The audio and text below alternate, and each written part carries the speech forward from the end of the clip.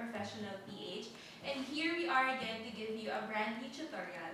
So today, ang tutorial natin ay all about keratin treatment. Yes, ang keratin treatment natin. So ang bagong product natin today, ang gagamitin na product today is yung ating Keratin Reconstructor from Fusion. So ito po siya, and so clips na papakita namin and sa video, makita niyo kung paano yung tamang way and procedure kung paano siya gagamitin.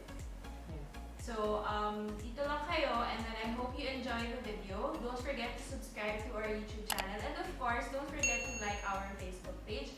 Everything will be linked down below. Thanks, and I hope you stay and watch.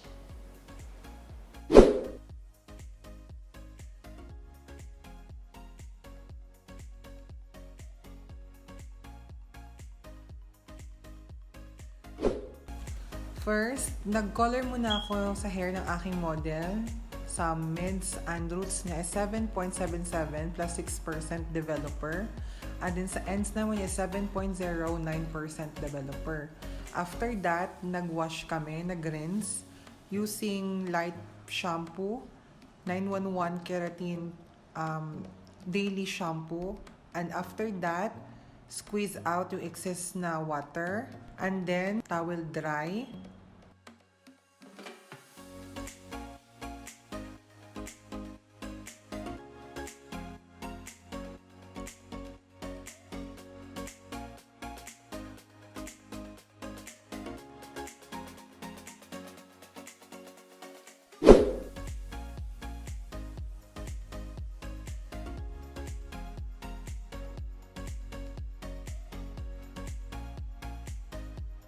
Application, section by section, apply from nape area hanggang makarating sa crown area.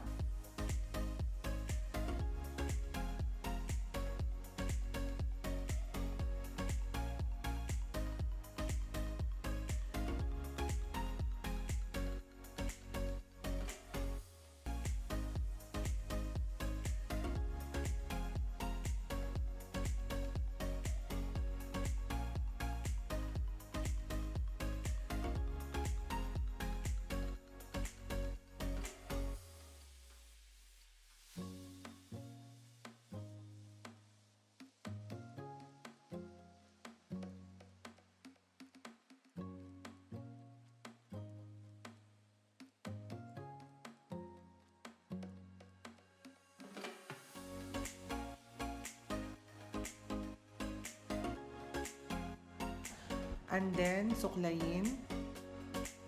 Distribute evenly yung product. After that, leave natin siya for 45 minutes.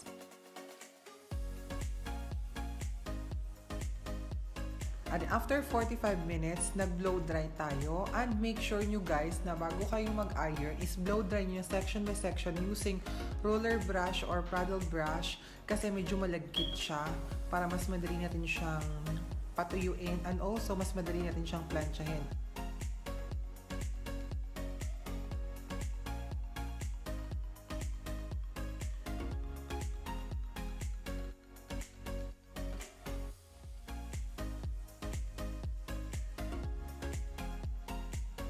After that, planchahin natin siya ng maninipis para kayo nagre-reband, ganun kanipis yung gagawin niyo.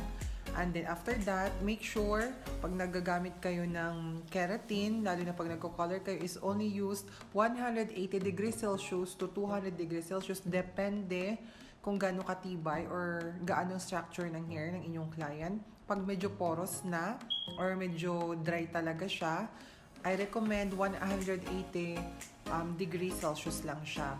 And after that, after natin na siyang i-plancha, palamigin natin siya ng konti.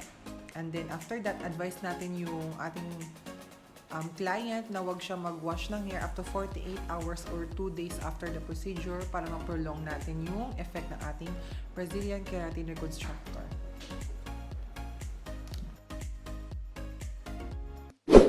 Hi guys! So ayan guys, nakita niyo na kung paano gamitin ang aming 911 Keratin Treatment Reconstructor. Ang aming 911 Keratin Reconstructor is infused with grapeseed and also hydrolyzed keratin siya. And to prolong naman yung softness, yung effect ng Brazilian natin keratin, so kailangan gumamit sila ng ating daily shampoo and conditioner everyday. Ito yung maintenance for Yes, the hair maintenance. after ng Hair 911 Brazilian Keratin. So, ayan. I hope you guys enjoyed today's video. And At sana may naintindihan kayo at sana nakuha nyo yung techniques and tricks kung paano gamitin yung aming 911 Keratin Reconstructor. And of course, if you like this video, please do hit the like button. Don't forget to subscribe to our Share. YouTube channel. And of course, share. And comment and tag your friends. Ayan. We hope to see you on to the next video. And please, please, please Subscribe!